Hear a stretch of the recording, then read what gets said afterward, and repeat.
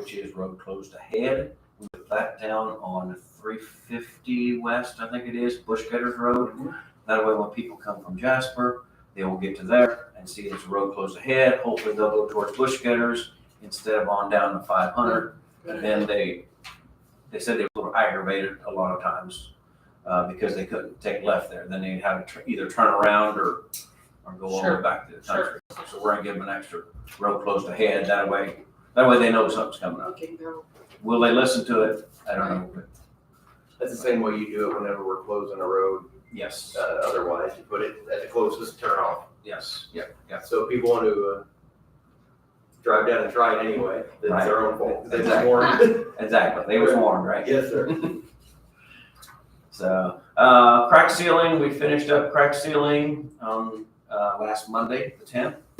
So if anybody was wondering why we wasn't dirt patching, fixing potholes, anything else, that's the reason. It uses a different type of oil. So now we did get in the AE90. So we started Durapatch potholes last week. I know there was a lot of them popping up with the bad weather and everything. So now we're up and doing it again. So if anybody was wondering why we wasn't fixing this pothole here or that pothole there, Has it been too cold or is it? it was a different type of oil. The S oil we use for crack sealing, it doesn't pick up. Where Durapatching, it picks up a little bit when it gets hot. 90S, when you run it through a Durapatcher so you run it all through one machine, but when you Durapatch, there's polymers, and I finally got it. Oh, I was gonna say. The 90S has got polymers in it. When you run it through the Durapatcher, which is a big tube with the rock and everything else, it gets stringy. It doesn't come out real nice. So with the polymer, so you run it through the tube for crack sealing, then it works great. So that's why you can't Durapatch with 90S oil. It doesn't like it through the actual Durapatcher, the big tube. Yeah, like you said, it gets real stringy. It just doesn't do as good of a job. That's a flow through It that. actually makes more of a mess than it. Okay, last on the list is garage doors. Last week, one day, they raised it. They lowered it up because the trash truck was gonna pull in. For some reason, it didn't go all the way to the top, like 6 inches from it, and the trash truck is usually right there anyway. It's tall. And so say it didn't go up high enough, they didn't notice it, and it ended up hitting the bottom of the garage door and messed it up really good. So they did get an estimate, I think I gave you one, to replace the garage door. And while they are doing this, they want to raise the tracks to go up along the ceiling, because now they was down below, or they was down pretty far. And whenever they raise the truck on the lifts, Oh, that makes sense. it gets really, really close. And I mean, they have to stop before they can get up that high. So that's what they're going to do when they get to this new garage door. They're gonna put the tracks up on the ceiling, so it just gets away from any more damage. So,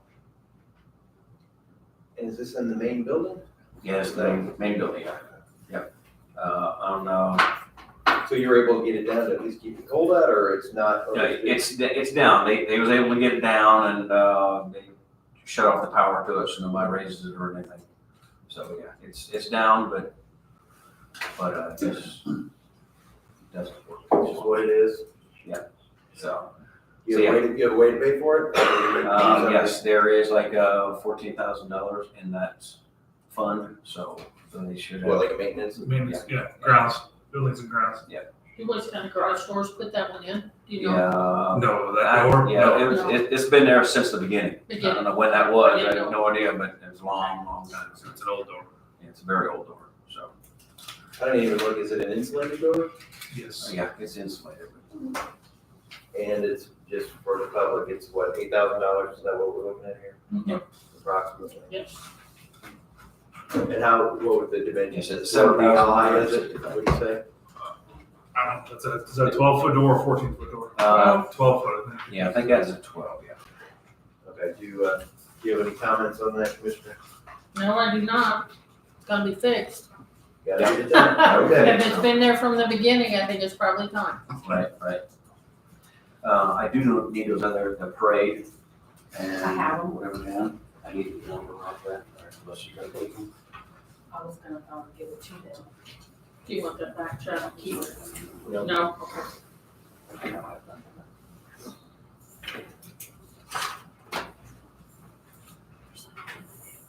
So you're gonna contact them local. Well, Andrea had sent it to me, but I didn't talk to him. that. Doesn't matter. If you're gonna contact them, I'll let you do it. And I'll just follow it away. Morning.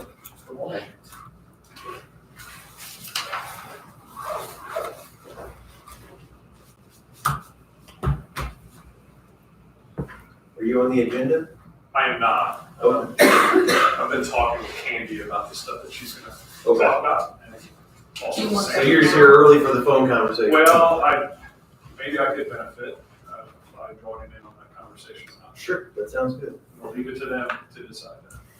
Do you Mr. want that Wendell? amount? Do you want that amount wrote down on your paper or not? I get the same unless you want it back. No, I wrote it down.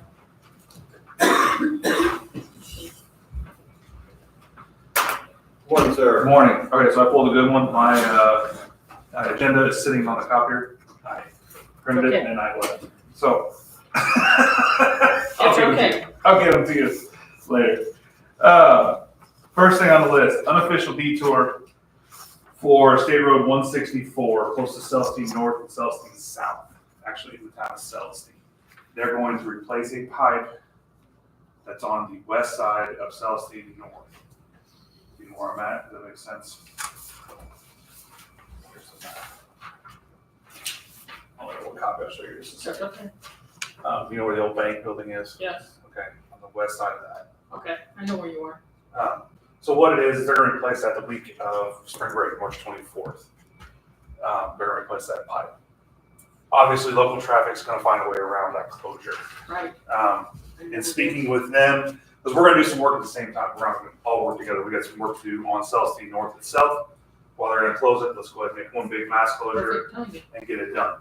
Sure. So local traffic's obviously gonna find their own way around. They always do, they always will. NDOT knows this, and they're willing to help by giving us an unofficial detour. The route we picked was going south past Kelly's, St. Mary's, past the gas station, and then north past Sanders. Okay. Okay, so on the south side of the highway. Go north, go south. I don't really know which one's best, but they only take one route. So we figured we'll try south. If they do any damage on that road, NDOT has agreed to pay for it. So here's the detour route, or here's the agreement. Need your acceptance of You said spring break. You don't know off the top of your head what that date is. do you? March 24th. 24th. Yes.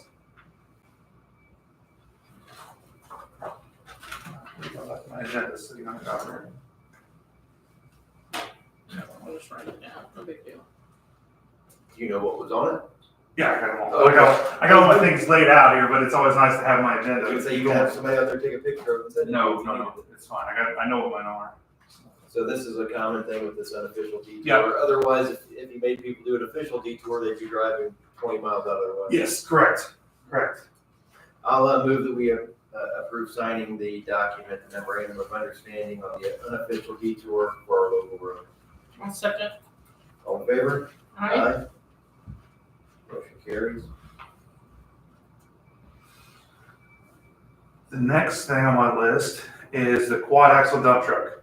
So last year, we presented with you guys a pavement maintenance, our rotation, not pavement, equipment rotation.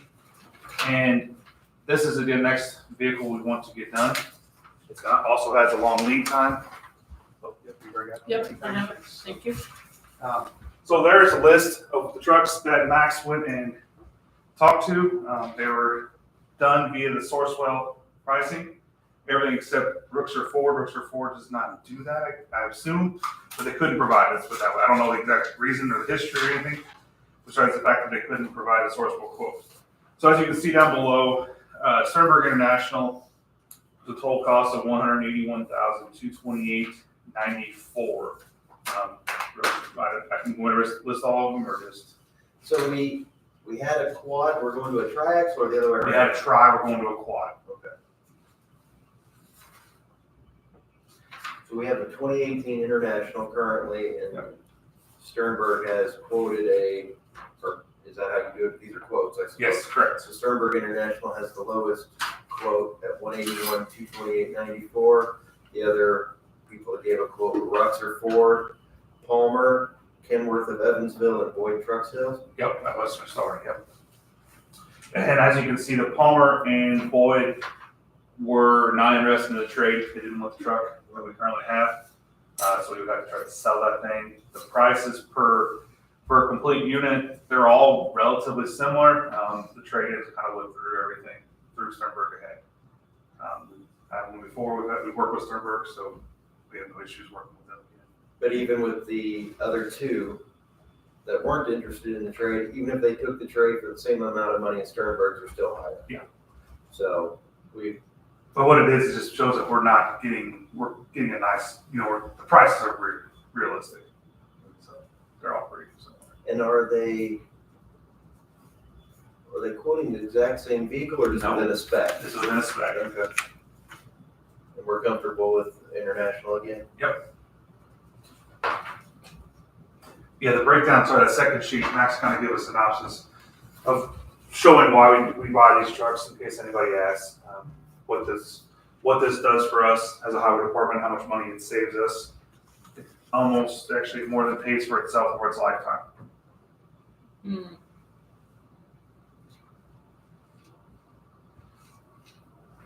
That's not, I know Muncie's time is not a factor into there, but it still pays for it.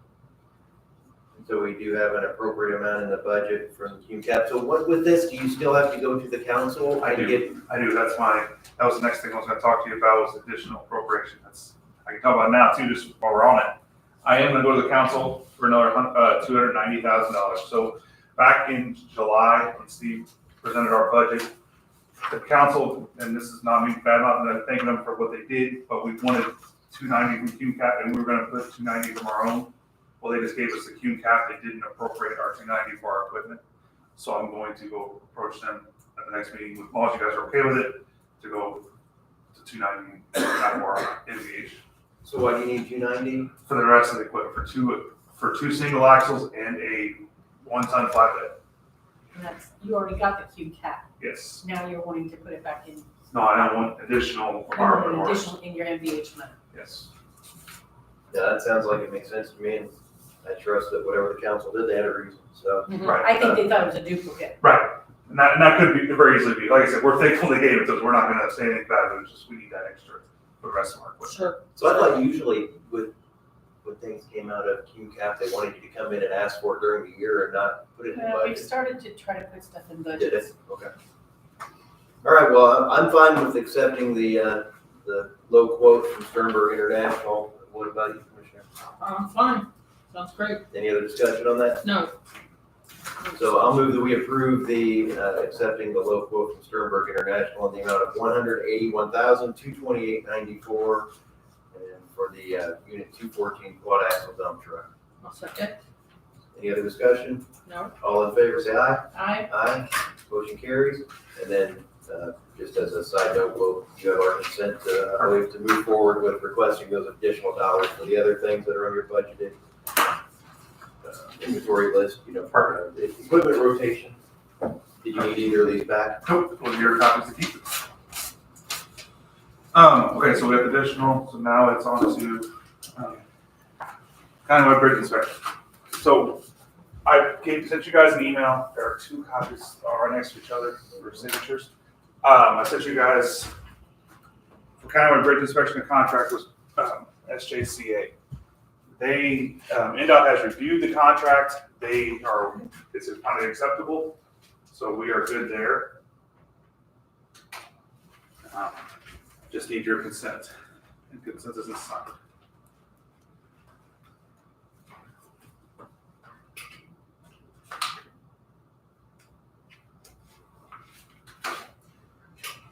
So, yeah, let's talk about the things that I asked you about yesterday. This contract is in the amount of $596,562.63. So I looked at the old contract and it was in the 200 range. Correct. And So that would have been 5 years ago, Correct. Yes. roughly. So 5 years ago, it was half the price. So I asked, what has happened to make it cost twice as much? And I believe with these, we don't do an open bid. Correct. It's you select someone based on what you think is the Qualifications. qualification of this. So as I was reading it, I know this isn't what I think you probably want, but I mean, that just seems like a huge amount. I mean, is it a better idea that we look with other people? No, honestly, I checked around, went across some other counties in the state, made some phone calls. This is the going rate for what bridge inspections are. If you look at the per bridge inspection, this is the going rate. This is what they go for. Structure Point may be cutting us a deal. There were things in the Structure Point's contract that are things that weren't in Structure Point's contract that are in SJCA's. I spoke to them about it, and they have validity to it. The QA/QC inspections that are INDOT at request, that we have to pay for those. There are, What's that, quality assurance? make sure that they're And doing, you're saying SJCA is doing that and Structure Point wasn't did not have required? it in there. Interim inspections, so anytime we replace a bridge, they have a line item for that. Structure Point did not have line items for those inspections.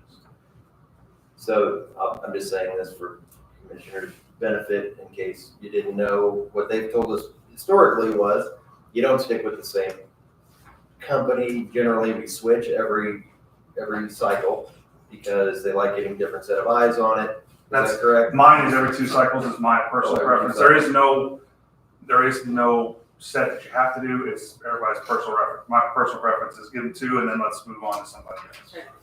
So part of me thinks that I'd like to have a price from American Structure Point again. Because, They did not submit. did you ask? Yes, they were on there. They knew that they did their 2 cycles. They knew we weren't going to select them. They did not submit. Right, but if they knew you weren't gonna select them, they wouldn't submit, right? Correct. But what I'm saying is, if there's a pricing difference of hundreds of thousands of dollars, would it not make sense to at least say, because we didn't have a problem with their work. Correct. They did not submit. We cannot ask them we can't select them. So you asked multiple companies.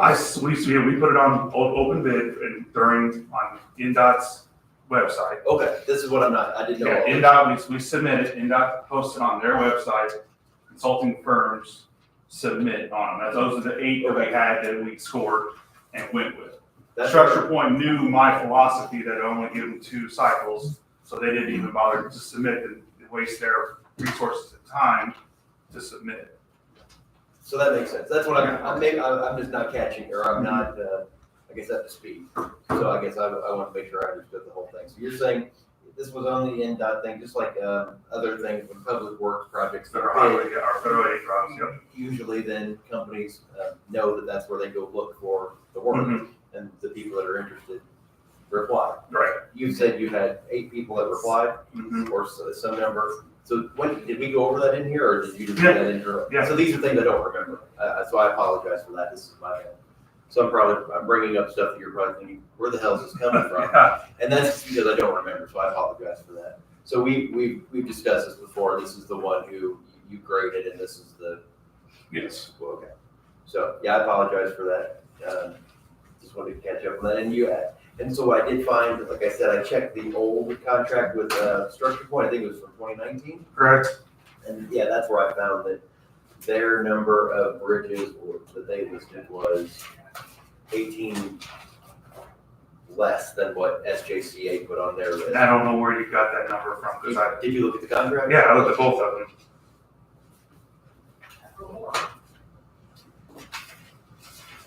So how about this, I'll look for it and I'll send you whatever I found, I'll give you a screen capture of it. Okay, because I've got that last one, it maybe broke down a little bit different, but the bridge numbers are all. And it could be that I just didn't know what I was looking at exactly. Yeah. It was in.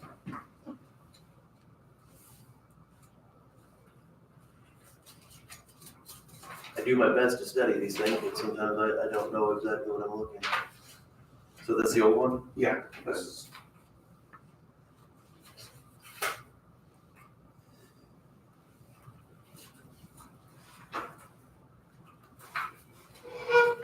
bridge is 148. That's a 24-month cycle, there's 4 on a 12-month cycle, there's 48, or 14 on the 48-month cycle.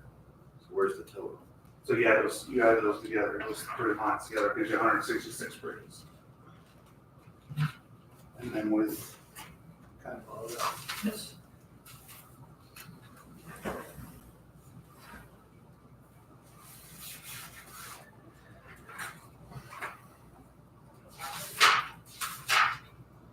Because we have 14 on the 48 month, 147 on the 24 month, we have 5 on the 12-month cycle, for 166 bridges.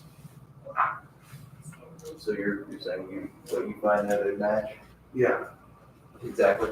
yes. Okay. So again, maybe I was looking at,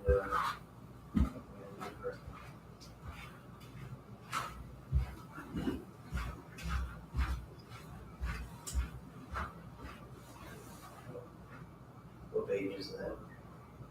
29.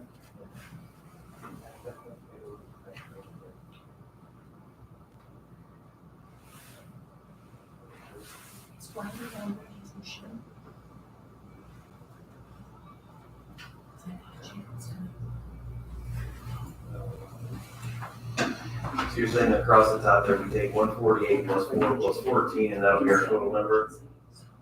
That was from the 20, I mean, from the No, okay. old one? yeah, that's your 166 bridges. Yeah, so 152, 166. And that's,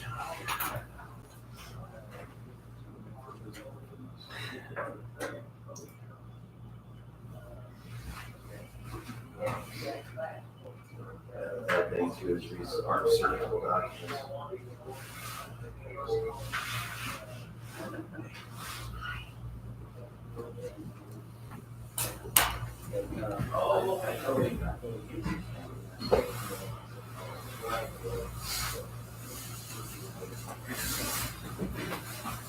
Okay, well, I trust that you probably know what you're looking at better than I do on these, so okay, I'll review it again and see if I find anything, but you're probably right that I wasn't adding them properly. okay.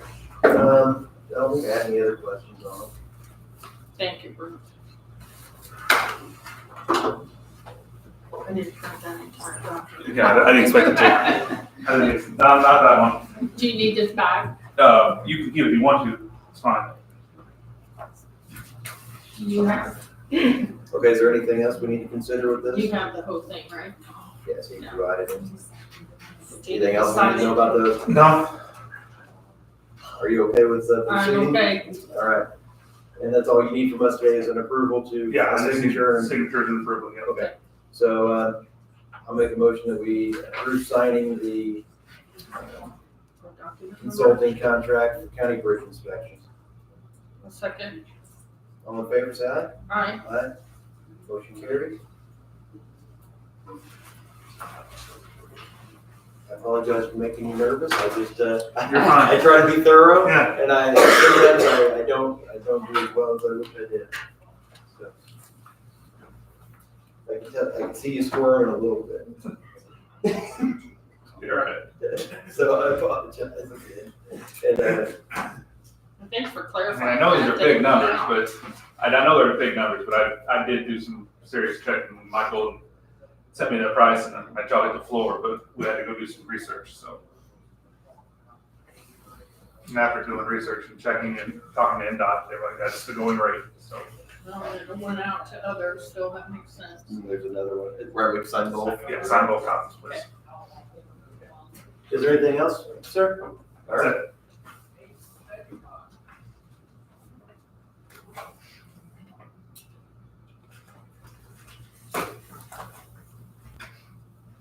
So you need to see that for anything? Just give her-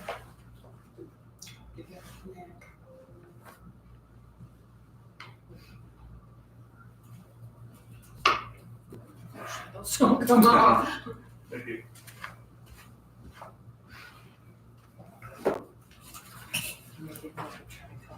You don't want that. What I was gonna do, there had some values, just signatures. Right here. Yeah. That's that. When did we talk about that last? The bridge thing? Has it been a while? Last year, the end of last year, November, December of last year.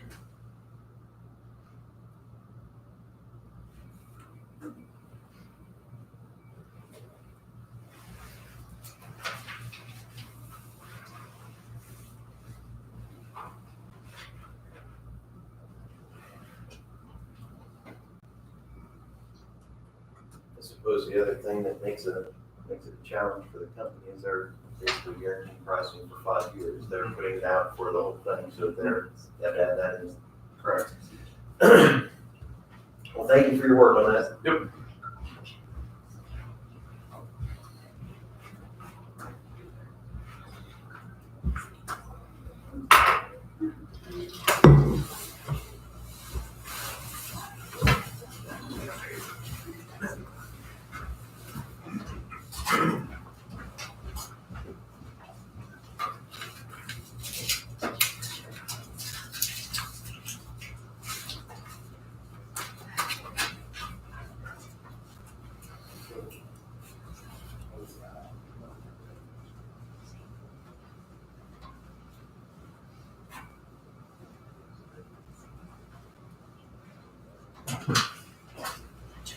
Degree to tell.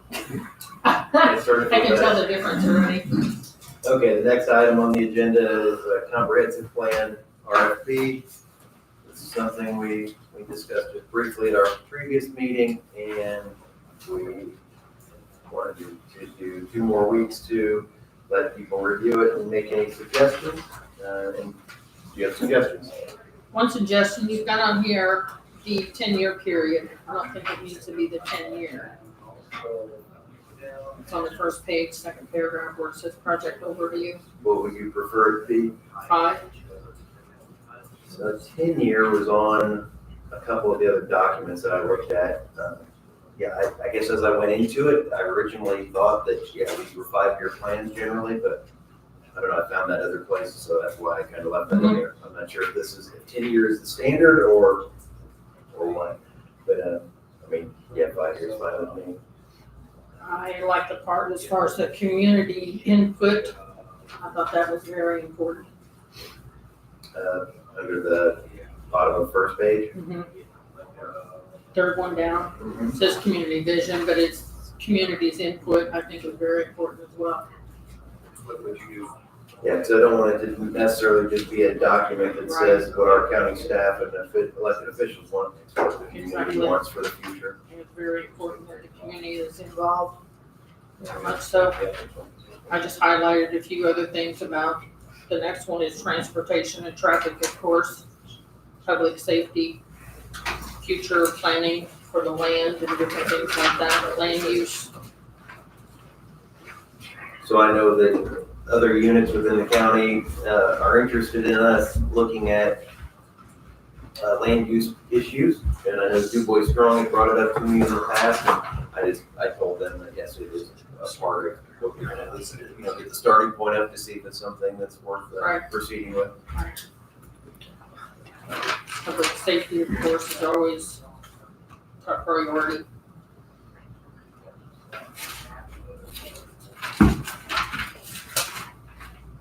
So the only thing I think I would need to change within the document are the dates, and change it from 10 to 5, I'm okay with that. So anything else that you think needs to be modified? No, I just highlighted some things that I thought was very important and they're in it, so.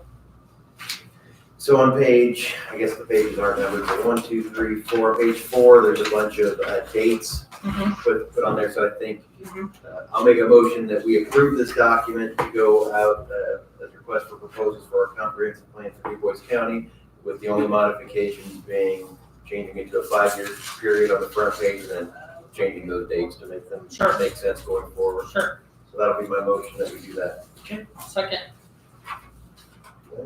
Any other discussion? no, sir, All in favor, say aye. aye. Aye, motion carries.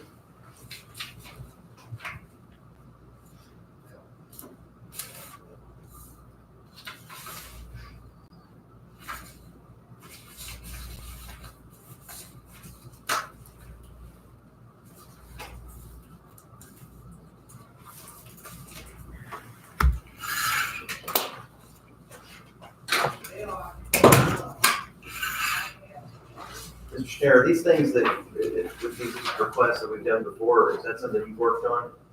I don't know if I know the whole process of advertising and what the requirements are. I guess I'm asking, are you willing to discuss that with me? Yeah. So that we can figure out the best way to proceed? So what we can do with those, what we've done on RFPs before is we can send them directly to individuals that we would be interested to make sure that they want to send in a proposal to us as well as advertise it. I'm unaware if there's something out there like a statewide website that these would be put on, but we can look into that too. I think there's several. Similar to what Brent did, just talking about with it, the bridge stuff. But here's a portal, so interested folks can come and find that. You said you're not sure that there's one. I don't know if Right, I don't know if there's one either for something like this, but, okay. I think we would send it to firms and companies that we think are engaged in this type of work and that we are interested in getting those proposals back from would be sufficient. In addition to advertising. Okay, so, yeah, we'll do that. Thank you. 8:45, matrix integration, phone issues. We've been having some issues with the phone carrier Lingo, and I reached out to Candy. She's very frustrated. She's been working with Lingo just as much as I've been, if not more. And I'm gonna let her go on from there. They have a proposal to help us change carriers. Yes. To alleviate some of the issues we've been having. As far as we know, it's not a problem with our wiring, our phones themselves. It's Lingo. It's Yes, a programmatic yes. problem. We've had some issues with transferring phone calls, with caller ID, caller forwarding, static on the lines. We were out for 2 days. Elevator, that is The elevator's still my on big working. concern, Those is the phones, elevator. So is this a voice over internet situation, or what does Lingo actually provide us? Lingo is providing the phone service over the internet to the phone system in the building. So basically your SIP trunks, your numbers, your phone numbers, things like that, and sure, that's what they're providing you. That is what our quote is proposing you to take over from them. Like I told Sandy that at that point, because the MyTel agreement that you guys do have with us, gonna be one throat to choke if there would be issues in the future.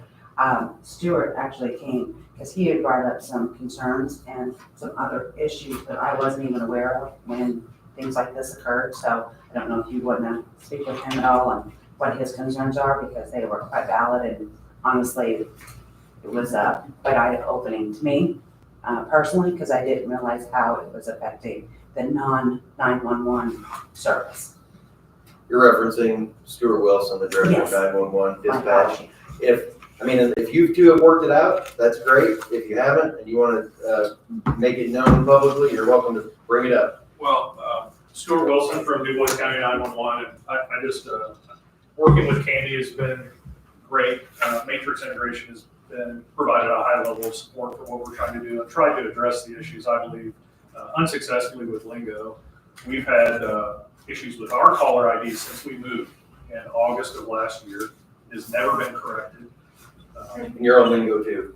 We are. And It's were a you huge. previously? We were not. We were on a traditional wireline Frontier supported service that was incredibly expensive. So there is a big financial benefit for us being on that new system, just like the sheriff's office and all the county offices together. There's a huge financial saving, but the level of service that we're getting from Lingo it definitely doesn't meet my standard. We have never had working caller ID since August. I gave up. I checked in with Lingo for months, and eventually we didn't get anywhere. So we had the number identifying correctly, which at that point I decided, let's just cut our losses and move on to the next project of the day. Well, as Sandy knows, the last probably 5 weeks now. When we converted the SIP to what they said we had to do or lose service, Yes. that's when things just kind of went south. So And we're caller going 5 ID, weeks. the biggest problem is this outbound caller ID right now, as we speak, is identifying as 481-7000, which is the general number for the courthouse that is answered by Sandy or her staff. So when we have a missed call to 911, a hang-up call, we try to call it back. That's step one. And we're calling back and the call's landing in Sandy's office. Oh. So when they see a missed call, they think, oh, well, what is this number? And they call it. Well, Sandy's staff has no clue what we're doing, that we're trying to get a hold of the missed call. I actually, one night was working a little late and I got a call and it said, you just called me. And I said, no, what department were you working with? Kind of what we do, trying to investigate. Sure. And he goes, well, I think my son dialed 911 and I'm trying to let you know. By the time I could even think about transferring, he goes, never mind, the police are at my door. So we do send emergency response if we can't get a hold of somebody. Sure. It is that level Sure. of importance. And then this, I'm sure the sheriff's office has suffered with the same issues when their officers are trying to call people for investigation that It's they're working any on. department. And then the bigger, another big concern outside of the 44-hour outage that we had, which was huge, is alarm monitoring services call that non-emergency number. So any outage is troublesome. So when you have a burglar alarm or a fire alarm at your residence or your business, they call that non-emergency number because they're not in our area. That call does not come through 911 circuits. So we publish additional numbers. We have 2 cell phones that we maintain to support for redundancy purposes in 911. And we do publish those numbers on a national database that we hope that those alarm companies, if they have a failure, they will reach out to those databases so they know what's the next step, and what's the next step, and what's the next step. We have 3 layers of redundancy, which is very acceptable standards. But are those alarm companies, those monitoring services, utilizing that database and getting that information? Yeah, I'm skeptical of it. That call center that is located, who knows where, Exactly. um, Where? Yeah. not delivering a pennant push for an elderly person that has fallen and needs help, that is a big deal. And that's why it's so critical. And I was nervous about going to the entire county's voice over IP network when we moved. But we couldn't do what we were doing at the old center. If we had a traditional wireline service that was not available, we couldn't have bought it if we'd wanted to. Now, I love that we're saving thousands of dollars a month by doing what we're doing. But I don't love that we're having a level of service through Lingo, not through Matrix, through Lingo, through the service that's being provided. It just doesn't meet what I feel is acceptable for my operation. So Matrix, can you tell us what's the solution that you propose? So our proposed solution is, and I'll let, if you want to go into more technical, I'll let Bradley speak on that. But we would move your SIP trunks and your phone service over to our Reinvent service. And that is the proposal that I presented to Sandy. And what do you call it? Or what do you say? It's considered our My Connection. That's what Matrix considers this service. So why weren't we on this originally? We didn't go on their service, we were on Lingo. I didn't know if there was a reason why. Oh, I figured you would have been the ones that would have. No. We've had the service about 5 years. I think We've been you guys on have Lingo Yeah, long longer than that. So we were already on something, and you helped us with whatever that was. yeah, exactly. Because we do, Physical phones and things of that. because we do comparisons with other providers every year too, to see what the prices are out there. And Lingo, I think, is kind of offering the best value for what they're providing at that moment. And At we the did time it have, was. and we did have a third party. Agreement that they review it every year and tell us if they're saving us some money they should be. Yes, Yeah. and Mount Davis is the consultant that we had gone through for many, many years, and I think the county had also talked to them, and he was the one that brought Lingo in many years ago. Many years ago. And I will also say that, I mean, Lingo has stopped kind of communicating with Sandy, Jake, which is our phone engineer that's did the upgrade and things of that nature, as well as now. We literally are only getting the communication of when we ask for an update, we kind of get a bounce back email. That's been the last week, so we're not even Last 2 getting, weeks. 2 weeks, we're not even kind of getting regular communication at this point. So I don't know where it is, they can't give us a timeline, and again, my main purpose is just to help Sandy and the county. Sure.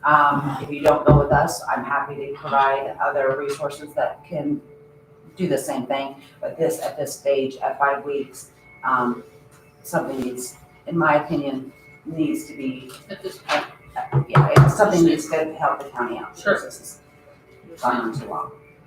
And do you see any reason why switching to this is not going to resolve our issues?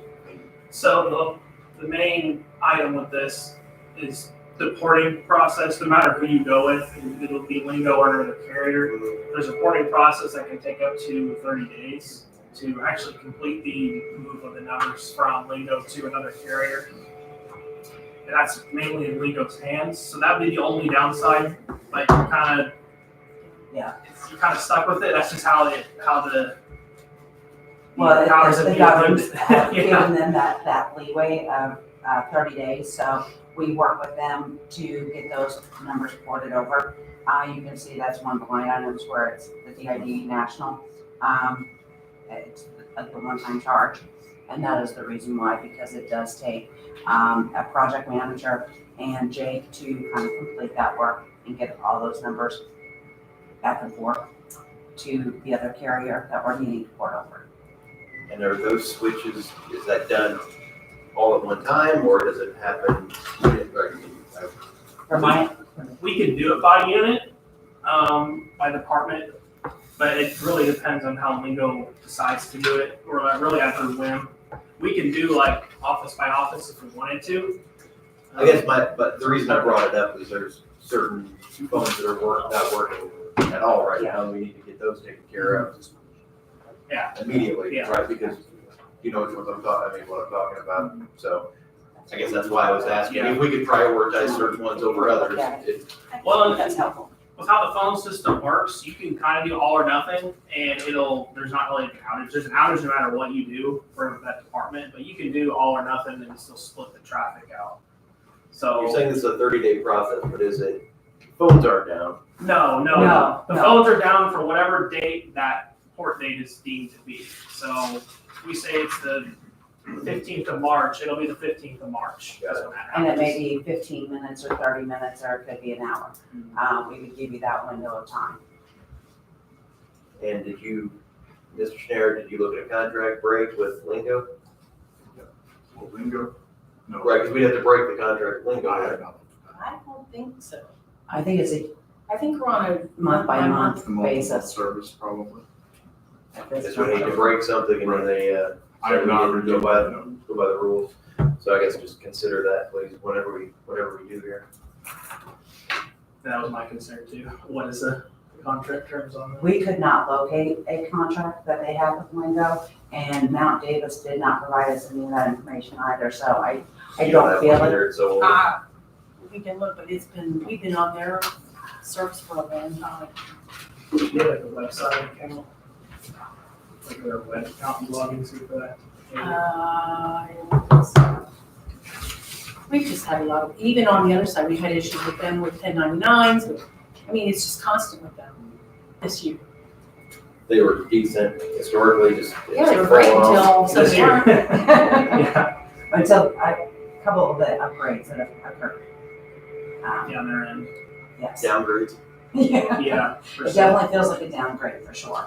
But unfortunately, the county is the one that's suffering from that and causing Sandy and her team a lot of extra headache and work and investigation. Mr. Chairman, could you hop up there, please? Yes. We went through that everything and added all that on and had some removed. That portion you guys were removed, was it under here? Or where? It's gone, I checked. Okay, that's what I really wanted to do, was to make sure this was the most current version. Oh, the terms and conditions? Yes, sir. We modified from our terms Here's and the conditions. section that had it in it. And that You was, reviewed it already, I trust. yes, and that was approved and modified by our VP of the MSP team, Rob Wyland. So this is the only signature page Yes. for the document. Yes, It sir. says here, the client is responsible for voice quality of service prioritization being set up on their data network, so what is that? What's happening? That would be the transfer, but go ahead. Yeah, so that's part of the transfer the port process from Matrix, or from Lingo to Matrix. Kind of working with the county on getting any documents and information we need to complete that process. So you say we're responsible, basically we're working together to make it. Yeah, it's a process. I mean, we've been partnering with you guys for a long time, so, You're just kind of giving us a warning that if it takes an excessive amount of time, it's gonna cost. yeah, it could cause, yeah. It could cost an additional fee. I don't see that occurring, however, but Can you tell me about, is it always been that inbound 800 phone calls cost us? Yeah, we're not having those anymore.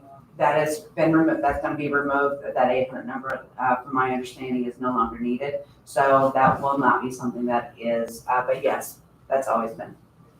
So if somebody calls up, We have a 1-800 number, and it was basically for the election when they needed it, but it's obsolete now, so we don't need that anymore.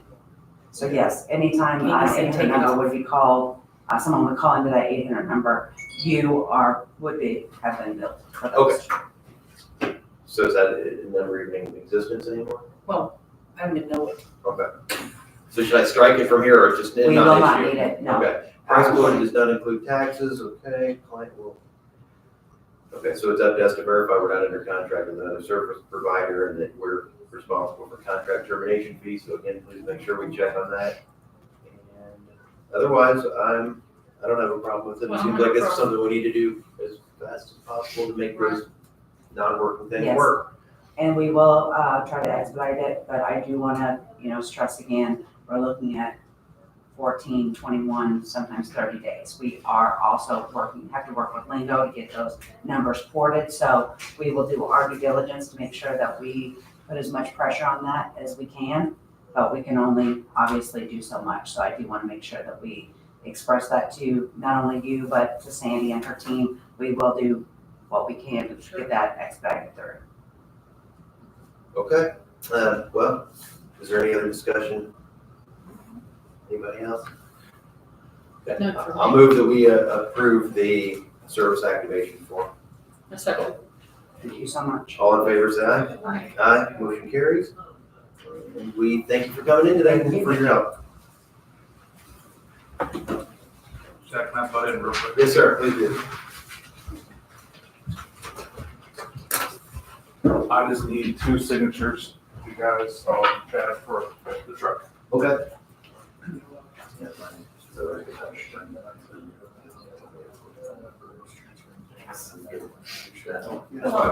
Every day, all day, we get calls. You just called me, you left me, you can leave me a voicemail.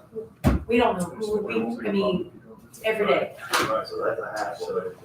But the elevator is not, I get it. Yes. Well, he's here already, he does work on it. All right, what we got, just for the, Unique idea.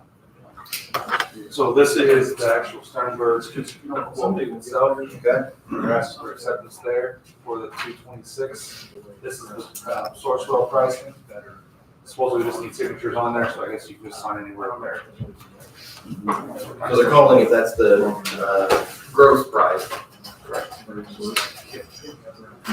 And, so did they just verbally tell you about the trade-in cost? It's on an email, so it's Okay. actually. You trusted this, too. Yeah, here it is. Saw it in there. Okay, there's the trade. That's the trade for email notes for not. Okay. And you'll be signing both here and here? It's not. Anyway, I just wanted to, I appreciate your advice.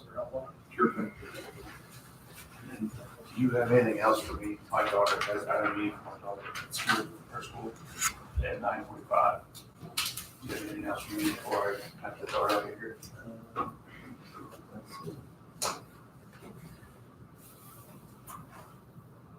No, I don't think so. Do you have Good luck. Thanks. Do you have anything else for me? I don't. Okay. You don't need my signatures on it. No, not on this one. but- Thank you, sir. Did Donnie know how to shut that I'll down? shut Thank it you. down. I'm gonna get out of You're gonna go to, okay. Brent, Look at that. you'll send That's us. said You're roads. gonna get out your broom? They said the roads are getting a little slick, so. Let me get out his weed blower or his blower. Yeah. 600 miles of road, right? Yeah. Your lead Mr. blower. Wilson, was there anything else that you needed from the county today, or anything else on Matrix? Staying for, Cities all over, they have on our traffic. I don't have You anything. guys be careful out there. Region 15? Kinda dusty, kinda dusty. Well, how are you? Thank you. Like what, 28? I'm sorry? Temperatures Oh, are like 28. So, Today, thank you. I think it's only supposed to get up around 22, Right. 23 today, It's so. supposed to be very chilly, so just be careful, guys. If you need me, just call me. Appreciate it. Yeah, tonight's supposed to be worse, so. I Good know. to say who you I are can for the write it record, off. please. Yes, I am Nathan Held with See Indiana you. 15 Regional Hi. Planning Commission. Just getting around to our counties to give some updates on what we've been working on in 2024. As always, I've included the per capita investment and the grant funds received per county for the last 10 years. That's the first 2 pages. And then the last 2 pages are specific to Du Bois County. Again, it's a 10-year history, but specifically going to the last couple of years, but 2024 looked like with the state and federal funds that we worked to bring in, it was $118,374. This includes, your per capita fee helps to match the NDOT planning grant that we get for the region, as well as the EDA planning grant for the region. And in addition to those amounts, we also worked on an application for the town of Ferguson for the Safe Streets for All program, which is through the federal highway, and that came in at $100,000. So it is, when you look at the previous years, same with the grants, it's up and down, so some years we'll have the higher amounts, some years we'll have the lower amounts.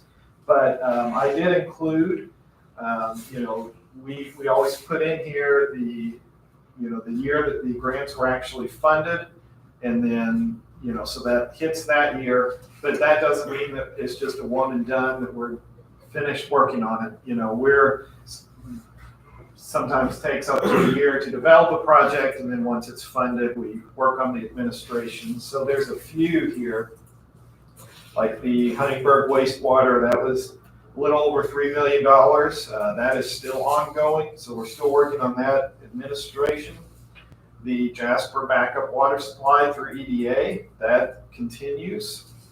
The HELP program, which is your own grant, that continues with the owner-occupied rehab, the housing, and then the child care TRICAP. And then also our EPA Brownfields Assessment Grant, that was awarded to Indiana 15, but we are still working in all 6 counties to undertake those assessments.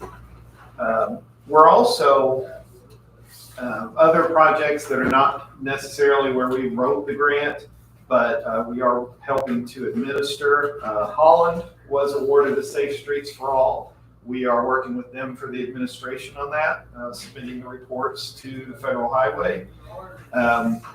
We're also, all of the funds through the State Revolving Fund, SRF, requires the Davis-Bacon, the federal wages to be paid. And so we've been working with a lot of those projects with the communities to do the verification, the certified payroll, and making sure that the contractors are paying federal wages. So I did not put it on here, but Huntingburg Wastewater Division B, which is not funded by a grant that we prepared, but it does have the SRF funding. We are doing the labor standards on that. And then we're also working on a few projects into the future. There's still a lot of needs, obviously, but active projects in development that have a real chance. I've put some future potential projects here, but Bird's Eye wastewater improvements, we're actively working with them on that. We're working with Bergman on some additional trail funding, and then Holland wastewater improvements, working with them on that. So we continue to stay busy, and we'll stay on it, but we're always here to provide support to you. Again, we're not another level of government. We're just here to support you and work at your direction. So if you have any needs for us, just let us know, and we'll work with you however we can. We appreciate that. Thank you. You're welcome. And so the county we're the ones that pay the per capita assessment, Correct. Yeah. and then the other units within the county get to use the Region 15 services as well. Right, yeah, The cities and towns don't pay it. they don't. So the per capita helps it to match those other planning grants, which helps us to go out and work with the county and all of the cities and towns to kind of develop those projects for free. You know, it helps us, you know, helps to support our efforts to go out and do that. So, I will say too, just so I can give her a pat on the back, Jennifer Mize, Jenny Mize has been doing a great job with our health program and trying to get owner occupied rehabilitation. She's really been good to work with on that field. We appreciate that for sure. I like to hear that. Yeah. And we just have to find some electricians now. Yeah. That'd be good. She's doing a wonderful job with that. I don't think I have any other comments, but and I do like the format that you gave this to us. I don't know that I mean, we may have gotten these before, but I don't recall having as much detail, so this is really nice. And I did put I'm hoping that's large enough to read. I tried to get it as big as I You're could, but fine, still you're fine. fit it on one sheet, so, I like the future projects list here too. yeah. I like that. We continue to add to that as projects come up, and, Sure, you know, sometimes they're a long shot, but we just want to keep them it's okay. there, so in case something comes up, and we, What is AFG for these fire departments? assistance to firefighters grant. Okay, and what does that pay for? It will pay for equipment, vehicle purchases, which the vehicle purchases is extremely competitive. But most of the fire departments go after the breathing apparatus and, you know, other equipment for that. So if a given fire department says, our equipment's aging, we need some help, you'll help fill out a grant with them? Yeah. And do they have to match that, or is it? It's a minimal match, if it's a smaller department, I think it's 10% match.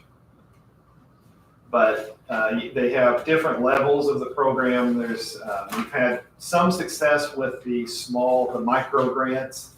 You know, if it needs just some hose or something, anything under 25,000, generally less competitive than the rest of it. But we can work with the departments, either have a work order to prepare the entire thing, or we also offer to, you know, if they want to prepare it and us just read over it and give, because really they are designed for fire departments to write themselves, but, you know, sometimes people are just busy and, you know. Is that a state funded, federal funded? It's a federal, it's through FEMA.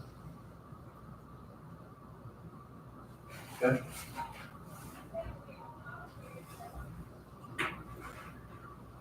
What's Huntingburg clearance?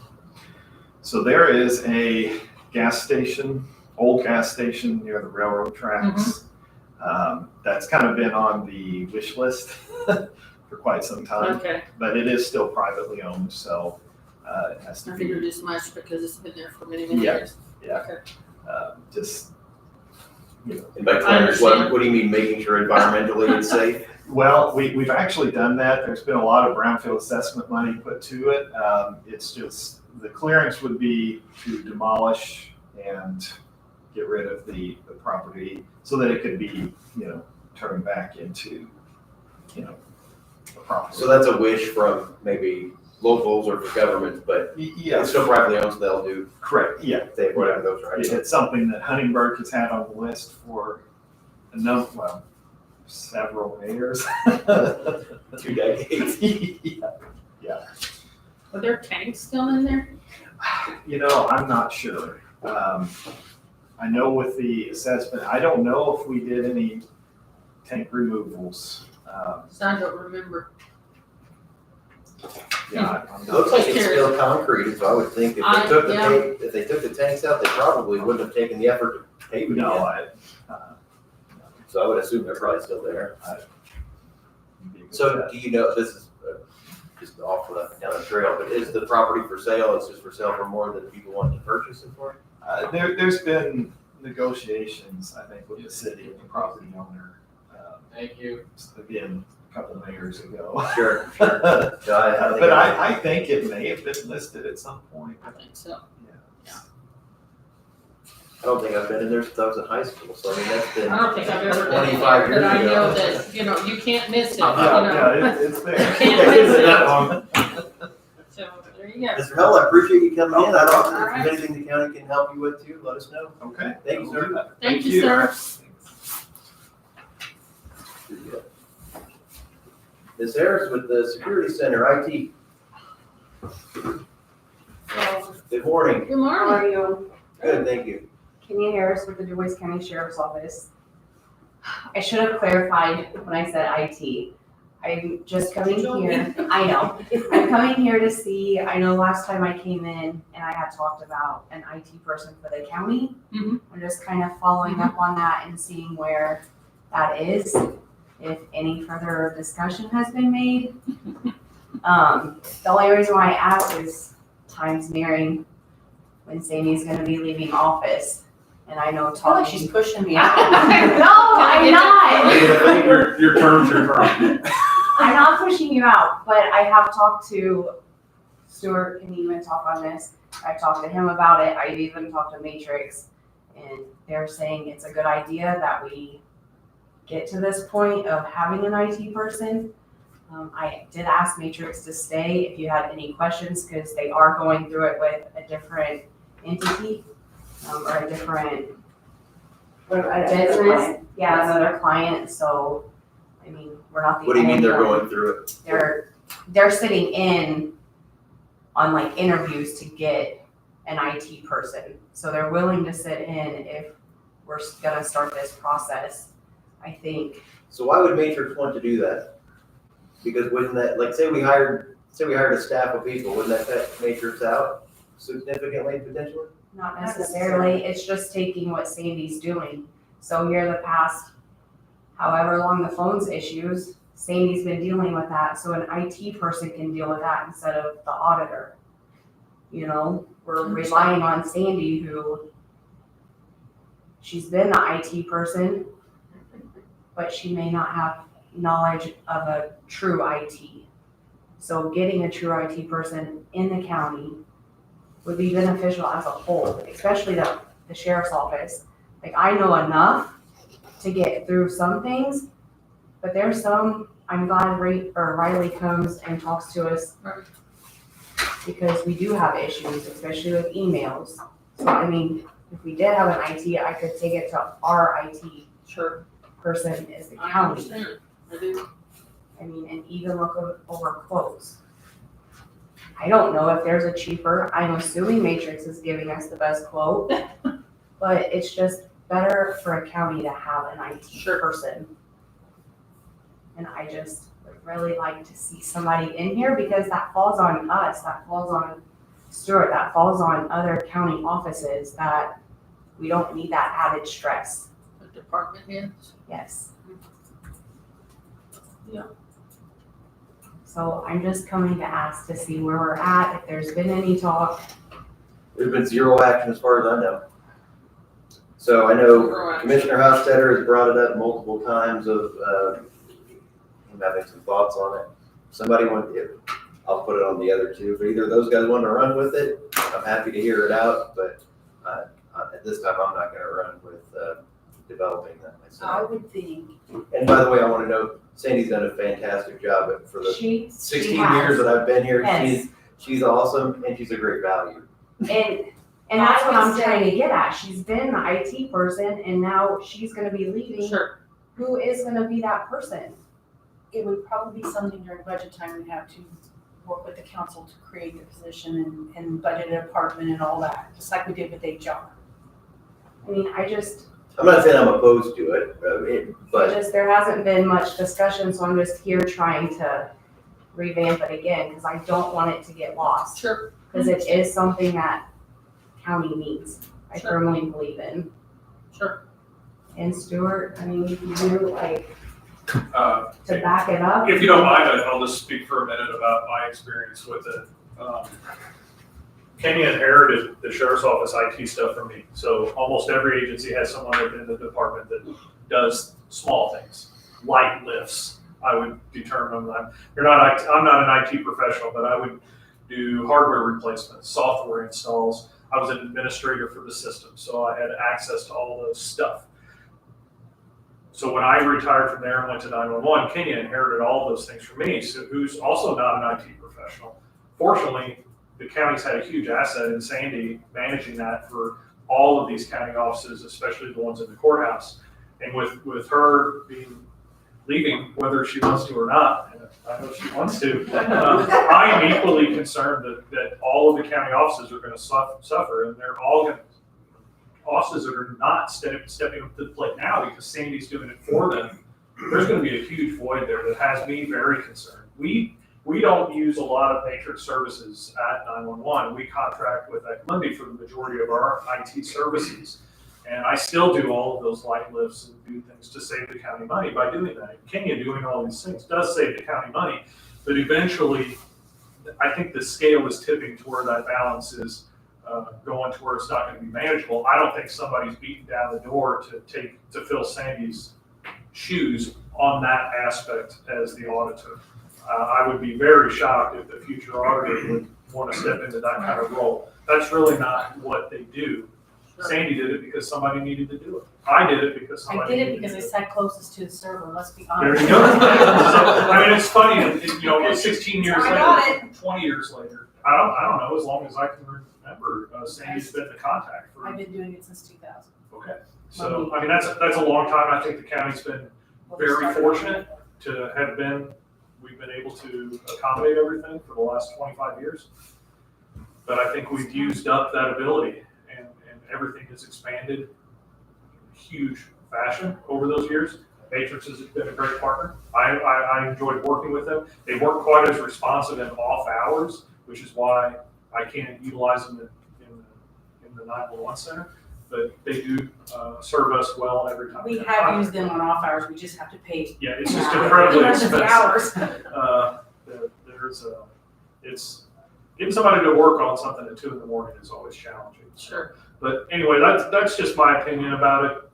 Certainly, that's a huge undertaking to make a new thing. I understand that. I respect that. I want to save money too, but I feel like the tipping point has happened to where we need to take action as a county. In my opinion. Oh, yeah. Does Matrix have anything that they offer that they think will meet our need without a staff person? Or is it, I don't want to put you completely on the spot, you can say, let me get back with you, that'd be fine too, but. We do have a My Assurance package that would go up one additional level of what you're doing today. I would not rule that out. I would also like to offer, we are partners with the county. So if you do decide to go down that road and want to facilitate getting a IT person in here, we will work with that person. We will help you, interview them, whatever your need is, we can assist with that. I want to make sure that I point that out. As a partner, we will be willing to do that. Sit in on interviews, help try to find candidates for you, whatever the case may be. But again, we do have another service that is just maybe one step above what you're getting today. And that's always something that we can look into down the road if we like. And I know Riley does a very good job at trying to keep everybody in the county in line. So I know this is bigger than him too himself. So just having that go-to person in the county when stuff does happen. So. I think it's back on our plate, we'll, yeah. And if you have any questions, you can reach out to me. I would hate for this to die down and it get there and. Be too late. Yeah, I mean, well, you caught yourself, you're asking Sandy about the quotes from Matrix, switching to Lingo, so if we had an IT person that knew something more, then we could go to them versus an auditor. So that's all. Got it. Thank you. Thank you. Thank you so much. Let's go ahead with, Carla Striegel, Winter is here to talk about solid waste district. Thank you. Good morning. Good morning, Carla Strigel Winter with the Boise County Solid Waste Management District. I came early to hear about the phone issues, and I always enjoy listening to. Carla's one of the ones that is not getting phone calls forwarded. Yeah, I wasn't gonna bring that up because we're just a Another tiny little issue. part, What but do you we mean that they do don't still have a If you dial forwarded 7040, number. it's supposed to transfer to her and it doesn't right. Well, they people done can call something- in, but when it rings constantly, and when we pick up, there's nobody there. So You're saying if I call your number directly today, I won't get you? if you call, no.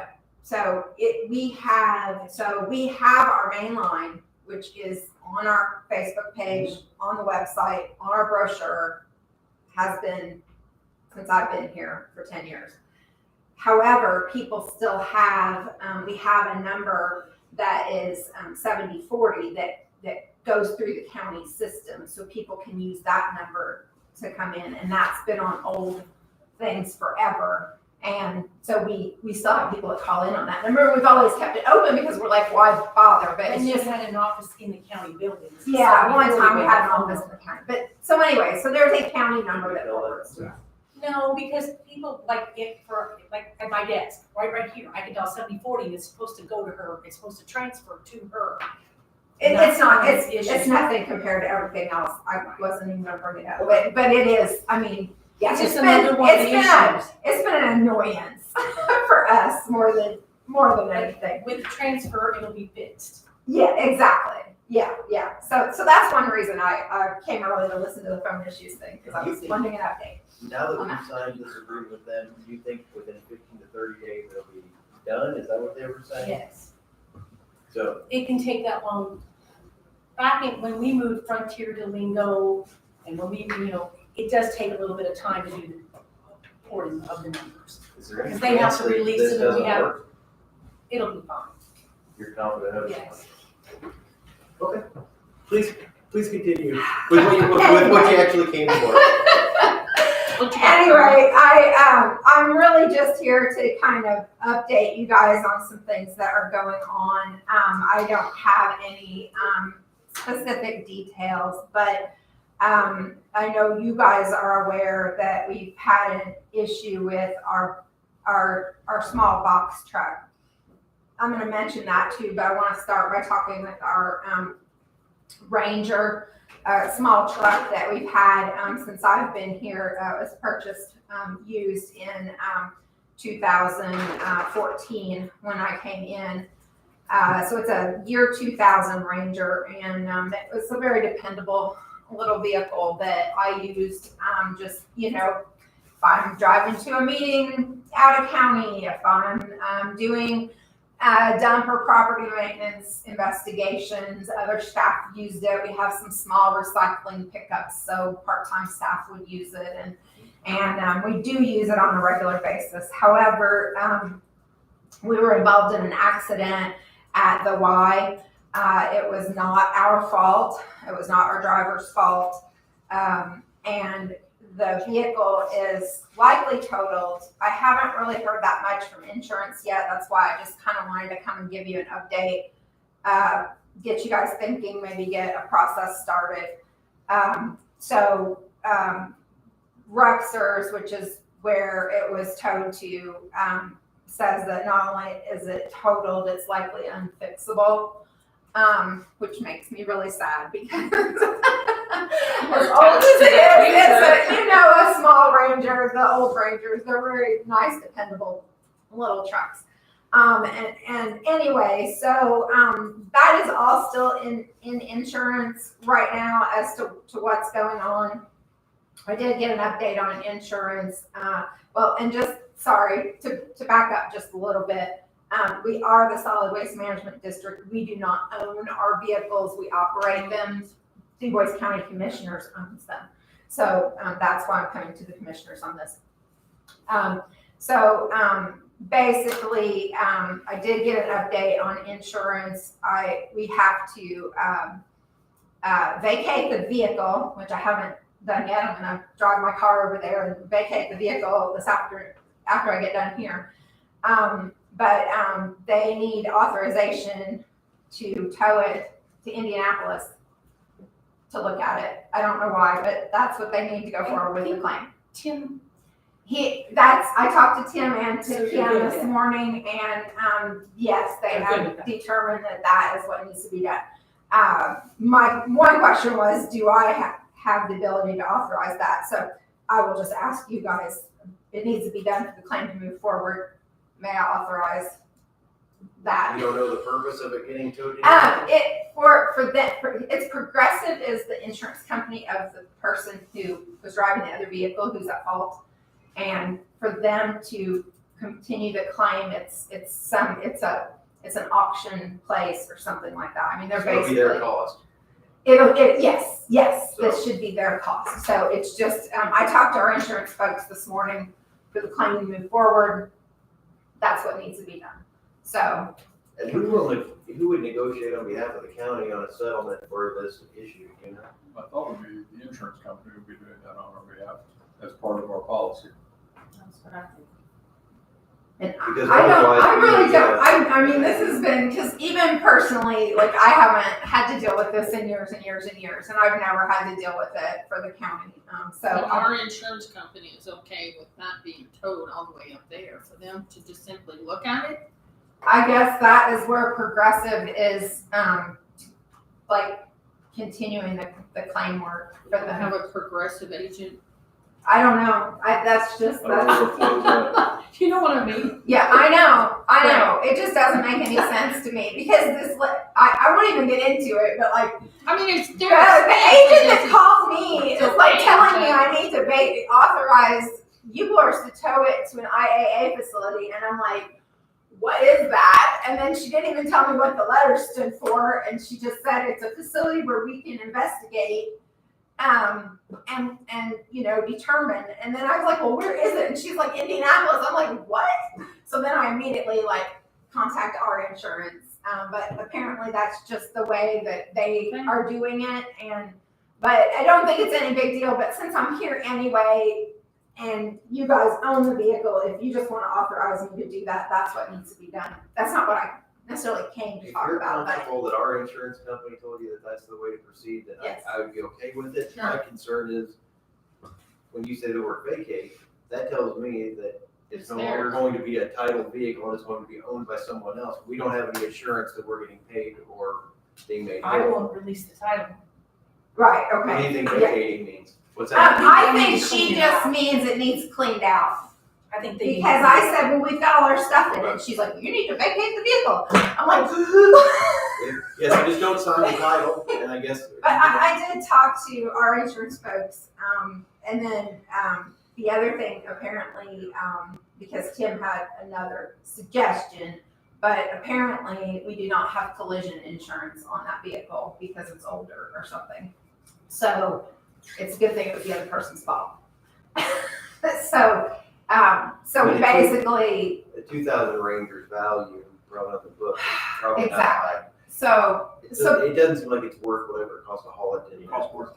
well, I don't think it's, I mean, but that But that's not shouldn't on be us. on us. Yeah, They just need we're authorization. probably making more of it than it needs to be. No, Do you care to you and I- authorize this? you and I'm You fine. and I can work, I Okay. can sign a title, I can use. So we haven't been asked to do that yet, just to, I won't release that until. Tim Right. would- yeah, until they, so anyway, so I'll that make was a- just an aside. I make a motion that When I- the Board of Commissioners allows the county auditor and solid waste management district director, whatever leeway they need to manage this situation. Second. All Okay, in favor, say aye. Aye. Aye. Motion carries. Okay. So that way you two, you control the title, and you Right. know what's going on, so. okay.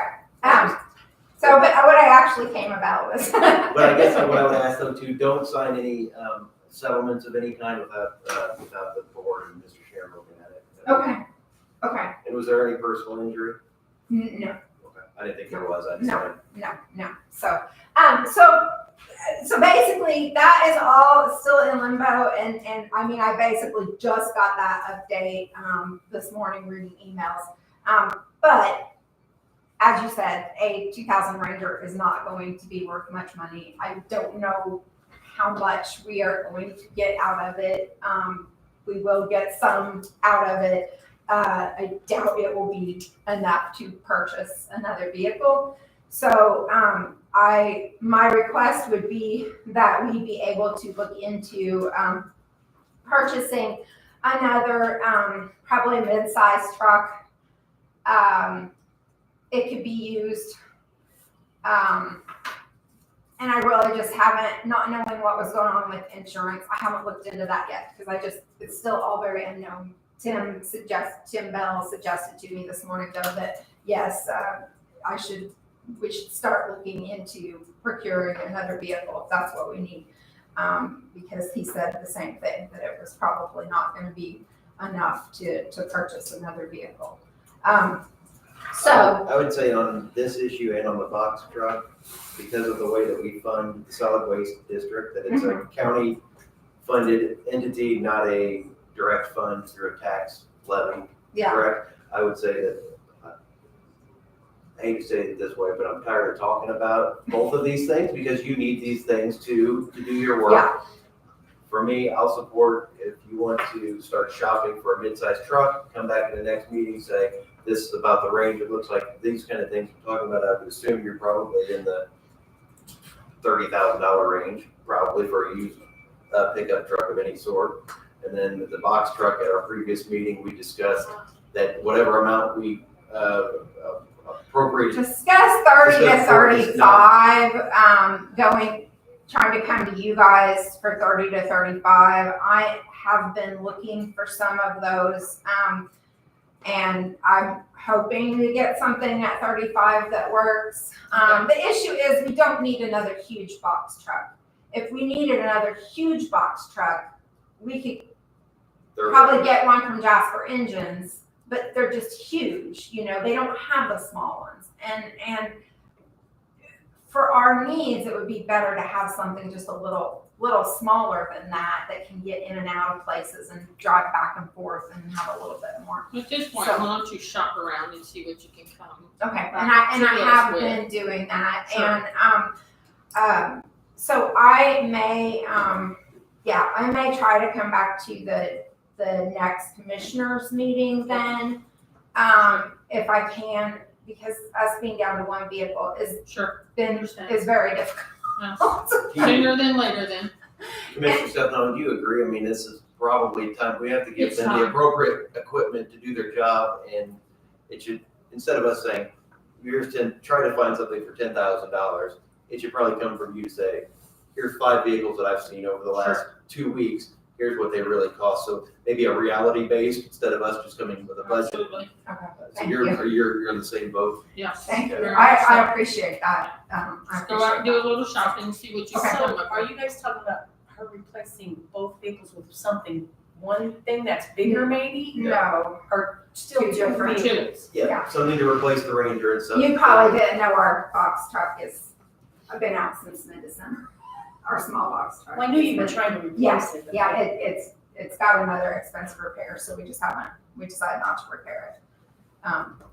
So, I think you've tried over the last year to look, and what's out there hasn't met your need, or it's been too expensive, so we need to look differently.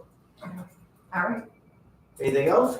that's all I have. Okay. So I guess you're leaving with good news. We're here to support you. Thank you. Try to find something. I do appreciate it. I don't ask for a lot, so I do appreciate If it.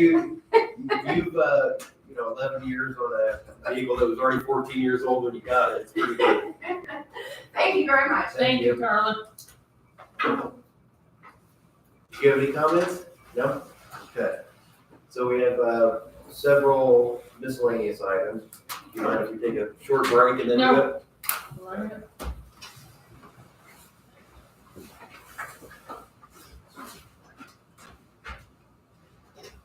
I think that's something that I was gonna ask you about, and I can't remember what it was now.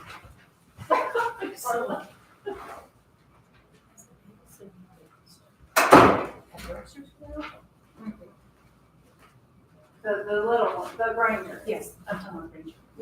So I guess I'm going They over have used there. ones there now, about 37,000, I was just looking at them. But they have a Chevy Colorado that's closer to 30. Anyways, That's a little bit bigger than a Ranger, but I think. Yeah. I don't Well, think the you Ranger- can the find Ranger- a mid-size. The Rangers are much bigger than what they used to be. I know, they I mean, are. a lot.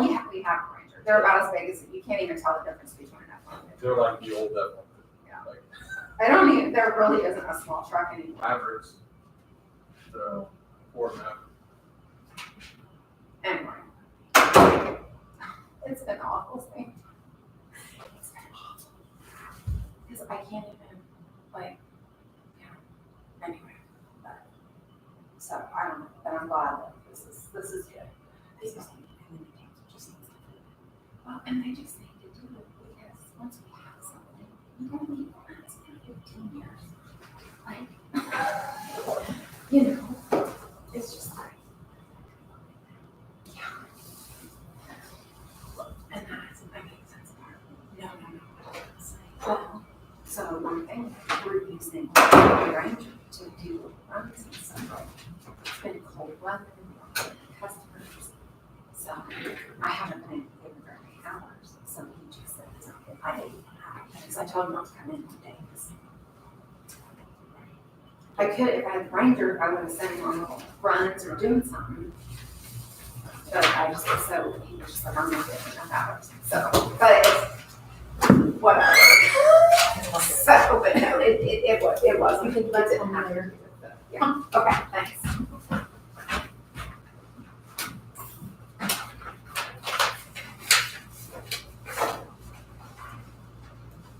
I was eating blueberries when I was working.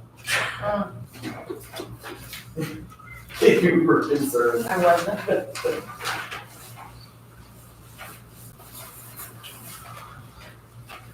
All right. Next up, let's talk about the remote work policy. The county has a remote work policy in place currently. It's section 3.18 of the county handbook. It is called a temporary remote work policy. It was put together during the early stages of the pandemic. And the purpose was for, in the event of a health pandemic, or we've added an FMLA qualifying event, that the county may require or allow employees to temporarily perform county job duties remotely to ensure continuation of office department essential services. So there's been some discussion on this recently. One office against this policy, in my estimation, let people go home and work remotely. And so that's what kind of brought this up. That was something to be discussed. Since that time, I think Mr. Rhodes, the HR director, gave a little feedback. He provided something that he thought may be a starting point for discussion.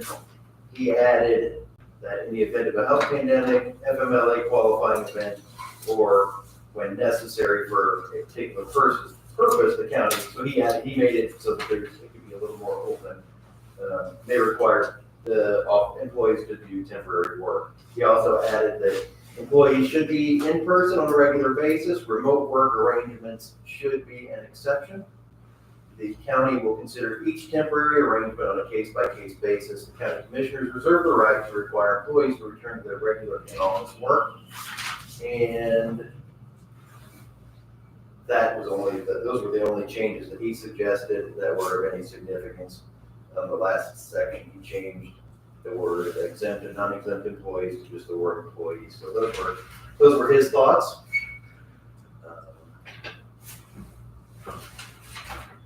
And he also removed where it said that these plans were supposed to be well in advance. What's still on there? The second paragraph, it says well in advance on here. Employees. So I have this copy. Because it says well in advance right there. Right, it says well in advance, but here it says well in advance of emergency situations is the original wording. So he took out the words emergency situations. So anyway, Commissioner Hostetter, by the way, since he isn't here today, he sent an email saying he supports a remote work policy. I think he supports something that is over and above what is in here existing, because the way it is now is, this would be very limited. You know, our current policy is very limited. And I think from his email and from our previous discussions, I think he may be open to something over and above this, to give people a little more flexibility. Is that how you read his comment? Right, Okay, so that's something that we can consider as a Okay. county. okay, I don't want to necessarily consider it without him, but at this point, the changes that Mr. Rhodes made, I'm not necessarily in favor of them. The way I would look at it is under 3.18, the very first underlined bold section, it says, in the event of a health pandemic or FML qualifying event, I would say, you know, I would add, or with special approval from the Board of Commissioners. That would be the change that I would, I could be comfortable with adding if we wanted to make a change at all. Because there are conditions and situations that come up, and if Mr. Rhodes, for example, said, hey, I can't be here and here's a good reason, we want to be reasonable with it and not super rigid with everything. Also with one of the outlying departments, they had a situation where their building was inaccessible for a day. And I think if they can work from home and it's a situation like that, we should be flexible in that regard. But I don't want to be so flexible personally that an office can just say, you know, I'm going to send my people home today and then close their office. I think it's the responsibility of the county commissioners to set the office hours, and if there are office hours, we need to have people in person to provide the service.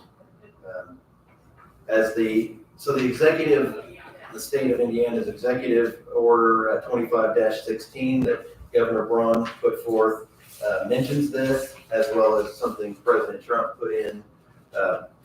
Both of the state and the federal government are requiring all employees that are on a more of a permanent remote work, they're requiring them back to the office. Both of those entities as well had conditions that happened during COVID-19 that necessitated non-traditional work environments, and it significantly opened that up for people that could work remotely. But those, the way that both of those orders are read, say something similar to this: that efficient government requires agencies to be accountable to taxpayers by ensuring state employees, in this case, operate at their best abilities while being compensated by taxpayer dollars, and they have to be accountable, responsive, and efficient delivery of service to users. And you know, I think it's tough for many people in many of our offices to be responsive if they're not here to face the public. And as with what I would suggest for us locally, the state also grants limited exceptions to the policy. Again, we want to be reasonable. If we had, for example, a person that, you know, somebody mentioned having an IT person. If we could have an IT person that could do some IT work remotely and go into our system and do things there, that probably would be a lot different than somebody in the auditor's office who needs to be there to talk to the public. So I think we can take those on a case-by-case basis, but as a general rule, I'm generally satisfied with what we have. That doesn't mean that I'm not open to Commissioner Hofstadter rewriting the policy in some way that he thinks would better serve the county. Of course, we'd be open to any suggestions you have or he has for I consideration. agree with you. I mean, that's, you know, the county officers, we need to be present. Yeah. If Nick wants to, change something, then I'm open to hear what he's got to say. Okay. So Well, I had some questions on, before you do that, do we want to add something that to the policy that says with special approval from the Board of Commissioners? Do we want to add that, or do we want to not mess with it at all until potentially some other changes happen? Because I don't want to change it multiple meetings in a row or anything necessarily. Do you do it all at once? Go ahead. well, I had questions on, there's a line here that says the IT department and vendor is available to review and assist with equipment needs and provide support. I think y'all saw, we had one of those situations. And it cost us quite a bit of money to get some computers ready to go home in the event they wanted to work from home. Mhm. I mean, how much more are we gonna do of that? Because that was just one department. I say we should probably do none of it. to get their, and not every department has computers to work from home, so. That's one thing written in here. Another question I had is, And what section was that? it was in the county required remote work section, the IT department. It says, county IT department vendor is available to review and assist elected officials, department heads with equipment needs and provide support to employees in advance of emergency telework situations. So again, I think that would only apply in the event of a health pandemic or FMLA qualifying event, not just because we want to. Well, and with the FMLA qualifying event, if we require somebody to work from home when they're on FMLA, that might mess up with their AFLAC, with their short-term or long-term disability, because we have to say what they're getting paid. So if you're paying them, Either that you might mess are up or with you that, aren't. right? So, And then the other question I have, that is on liability. If they are on FMLA, they're at home, you're requiring them to work, they get hurt, then what? Yeah. Are we responsible? So that could work against us with workers' comp. I would think that the FMLA event, from talking with HR a little bit about it, I would think that would be a employee directed request. I don't think if somebody's qualifying for FMLA, that means they don't have to work and that their job is That protected. you're on But medical if- leave. So like me, if I was an hourly employee in your office and I broke my back and I had to be in a chair at home and I shouldn't travel, but I could do my work on a computer sitting up, and we approved that, if that person asked and said they did it, I mean, I think I would go by whatever HR says employment rules are. Those are just things that I have No, concerns I'm about. with you. I think that would be a pretty rare event that would happen. Because if you can work, you probably wouldn't be on FMLA. Do you agree? Either or, I think, what's that? either or, I mean, I think it would be very rare, and I would count on HR and legal to tell us what is allowed and what isn't allowed. But you're right, I don't want to put the county taxpayers and the county in general at risk with people working at home and getting hurt. Because if you're working at home from 8 to noon, and you go in and make yourself a sandwich and you cut your finger, are you at work or are That's you not not at my work? work time, but I would say no. I mean, I would say no as well. if I left work and went home and did the same thing, I mean, but I get what you're saying. No, I'm just saying if there's. Lawyers can With your do scissors. lots of claims. With your scissors at your desk and you hurt Whole bunch yourself. got away from us. Yeah. I mean, and then there is this section in the requested remote work about having the equipment at home, including equipment for work duties. It's on the bottom down there. Right, so the request would have to come through the department head, approved by the commissioners, and then we could make the determination on equipment. So that situation where we spent money to prepare computers, probably not ideal, but it's water under the bridge now.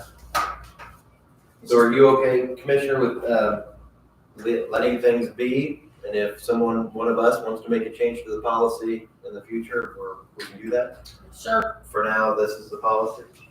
The policy is what we have, Yes.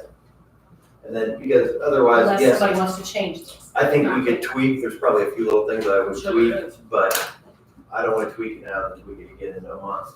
So, That makes it too hard. okay, move on, is that good? move on.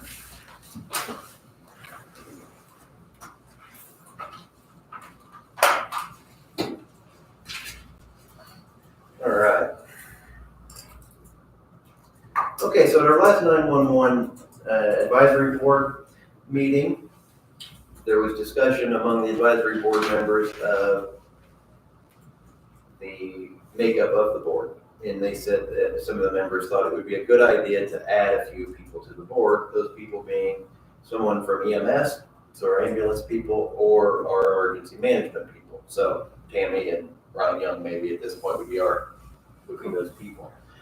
The commissioners created that board, 30 plus years ago, and it's lined out of who will be a member. So we have the fire departments represented, we have 911 represented, law enforcement's represented for the city of Jasper and Huntingburg and Ferdinand. So we have a good group of people, but those are two areas that people think, hey, it'd be good to have those folks on board as well.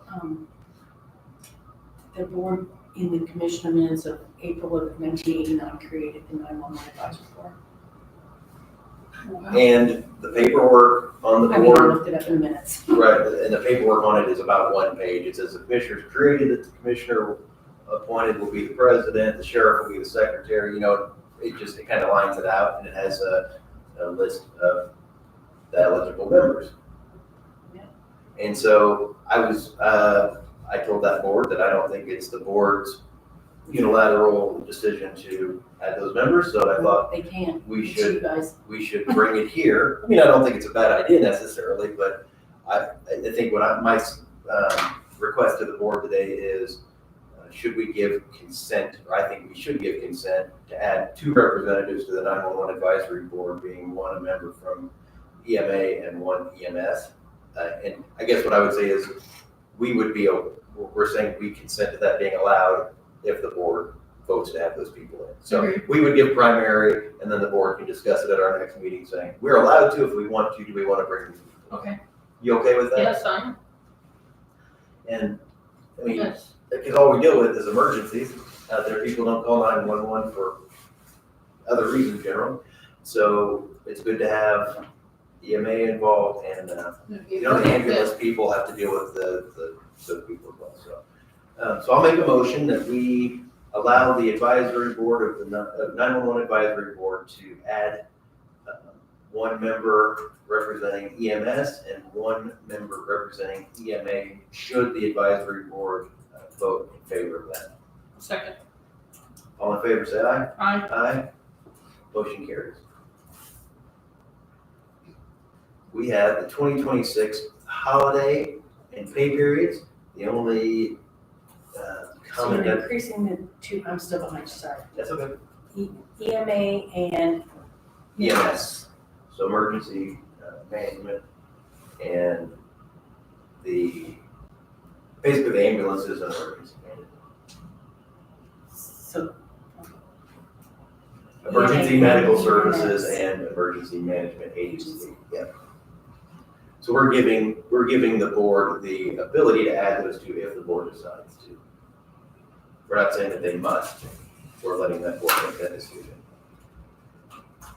Okay, so 2026 holiday and pay periods. I think the auditor has a list of the pay periods. I think there's going to be, just because the nature of how the year plays out for 2026 is 27 pays next year, so that chops up a person's pay a little differently. Well, it adds 1 more pay, except if you're an elected official, your pay gets spread out over 27 pays versus 26 pays. And your state mandated, they get spread over 27 pays versus 26 pays. Anything that's an annual salary gets divided on 1 more pay. Right. Otherwise, you get an additional paycheck if you're just a bi-weekly or an hourly. So they have to budget differently? Yes, Not to and the budget budget for, has to be increased to match that. to match that. So I'm fine with the, let's just do them 1 at a time. The pay periods as they've been presented, I'm fine with those. Do you have any comments or concerns on those? No comments? I'll move that we approve the pay periods 2026 as presented. Second. All in favor? Aye. Aye. Motion carries. On the holidays, Commissioner Hostetter had a comment that I think he was in favor of the holiday list as it is, and he wants to, he's made special note that he wants to keep the Good Friday holiday.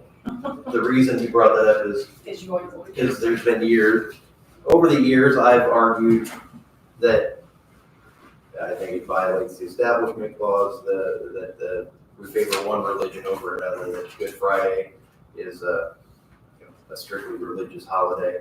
It's not a state holiday in 38 states, and I don't want us to take it away from the I'm going to change my mode here and not say that we take the holiday away, but I think we follow the suit of other units and just call it the spring holiday and still give the day off. That would be my only request. So we'd still have the holiday and just change it to that. Would there be any opposition to that? Keep April 3rd, Good Friday, as a holiday. You want me to put spring holiday on That's here what I wanted to versus? put. That's my. That's fine. Again, That's what you wanna do. Because otherwise, again, if we had a Hindi person or a people have different holidays. Well, we do the same thing with Christmas, I'm telling you right now, that's a secular holiday. Christmas is a secular holiday. It's been sanctified in such a way that it has a secular purpose in our You wanna society. change it? But Good Friday is not that way, in my opinion. Good. So, good enough that how about we approve the holiday period as it is, just change the name of that holiday? That's great. And I think even other counties or other units have said the spring holiday and the winter holidays. Again, might sound silly, but if it saves us from offending a few people, Agreed. it doesn't change it doesn't Agreed. change the days off in the employee. But we can keep the Christmas. And you do not wanna add Juneteenth. That's the only thing, we did not put that on here. We've done what we've historically done. And so I would say I'll move that we approve the 2026 holiday schedule and the courthouse closings as presented with the one renaming as we discussed. Second, All in favor, say aye. I, Aye. Motion carries. Next up, we have some surplus items. We had a list that was emailed to us. I think I'm in favor of I've asked the departments about these items individually. If I had any questions, I'm fine with getting rid of these. I would just ask maybe that the HR department leave the iPads here in case we decide. to do something. Maybe somebody listening says, hey, we Sure. could use that in our preschool class, or we could use it in something, because I think it's still functional for basic services. So I would move that we declare the following, I guess I'll read them off here. The ambulance has 2 defibrillator batteries that don't hold charges. Prosecutor has 2 chairs, and 3 Surface tablets that don't hold charge. The 2 iPads. The custodian has a cleaning cart. The clerk has numerous desktop computers, and the treasurer and auditor do as well. Well, it's the refresh we just did, all Right, so those we- computers. Things have been replaced. So those, and then EMA has a list. EMA has a whole list of items, everything from 2008 radio bases and some speakers. But many of these are old laptops. I'll move that we declare all of these items surplus to be disposed of, other than the iPads that should be brought to the commissioners. Second, All in favor, say aye. I, Aye. Motion carries.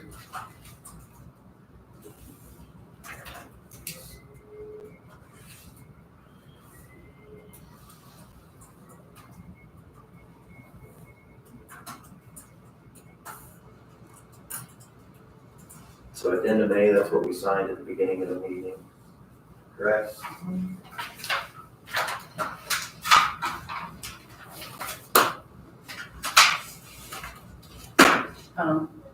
I did, that's my copy of the financial report right here. I did give you guys the part that goes to be advertised, which is just a few pages of all the county asset and funds. oh, This is the entire report, okay, except for inventory is not on there yet. We're still working on that this week, and then we should be submitting by the end of this week. It's due March 1st. Would you like to take home and read it no, to start? Give us a full report. no, So, no, it's neat, it's got a lot of information, thank you for that, yeah. Once required, so this is what they audit when they come. This is the part you got.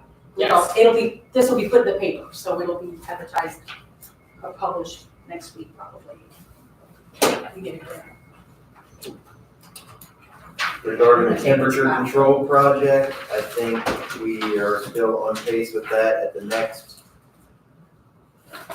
council meeting, they will hopefully appropriate the funds. They've been advertised, and then on our March 3rd meeting, we can officially sign the contract, I believe. Does that sound like just about where we are? I believe it's in its final form and approved by the parties for our consideration at March 3rd. For your consideration at March 5th. That sounds good, thank you. And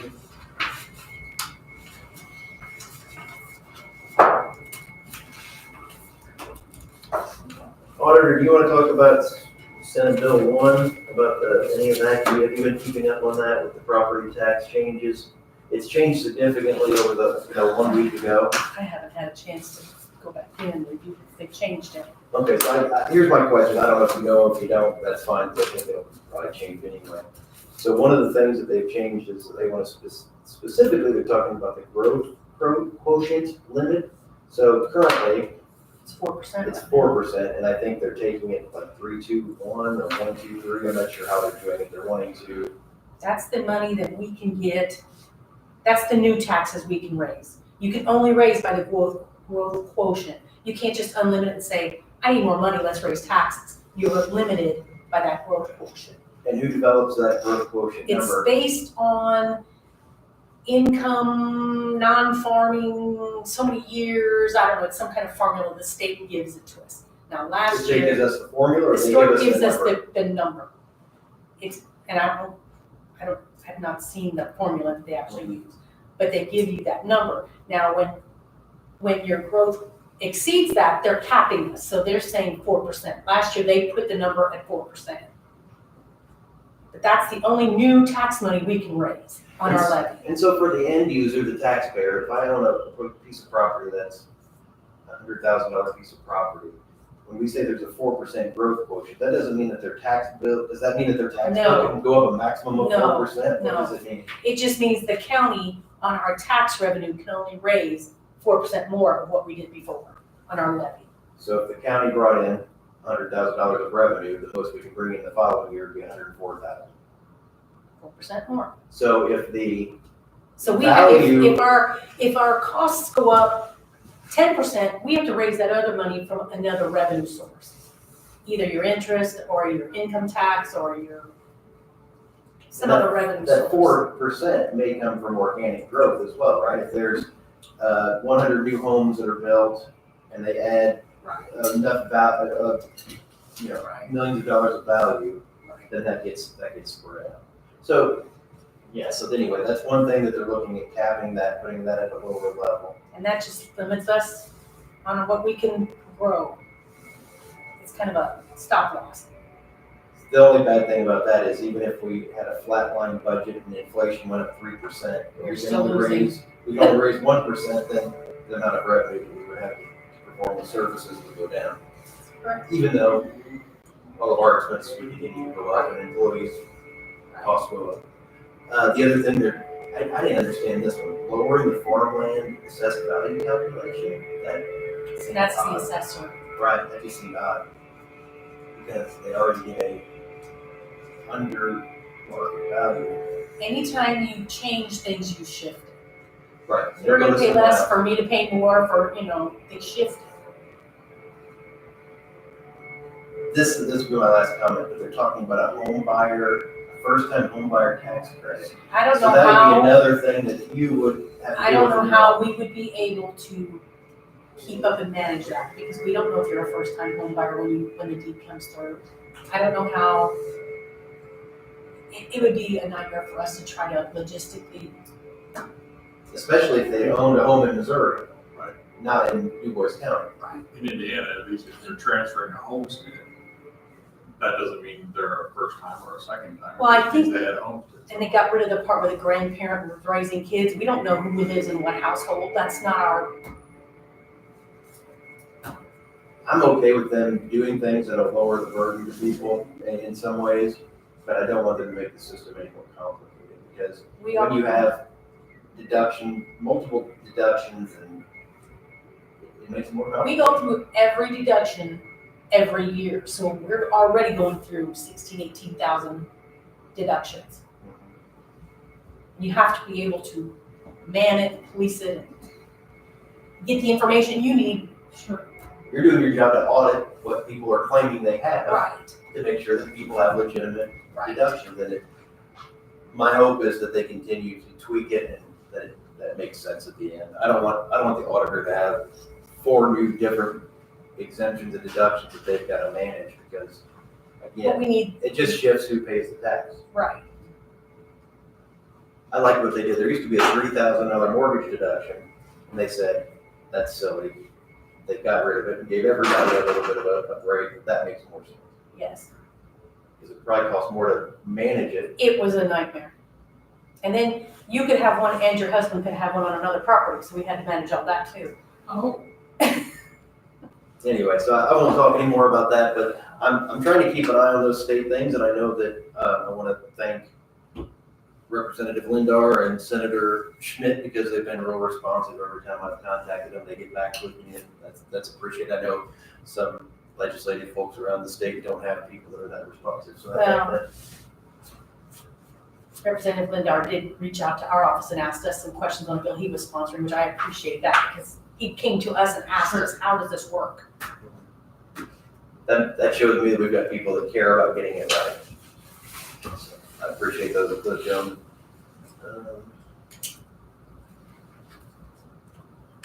I think that's all I have. Mr. Schneider, do you have something? I do not. The auditor? I don't have any more, but I've been doing with the debt's office since things are changed down there. In what area? What way? Well, he assisted that. Take care of that through. I didn't know since he wanted more hours and all that. We're not doing anything with that right now. But it's like, yeah, it's still in play. Anything from you, Commissioner? Nothing from me. Anything from public? Fantastic. Doesn't look like we have any public comment either. I'm gonna look at my notes one more time, just to make sure I don't forget anything.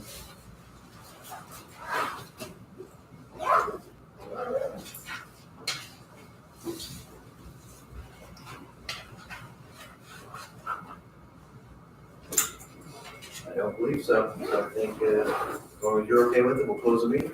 That's the meeting. All right, thank you.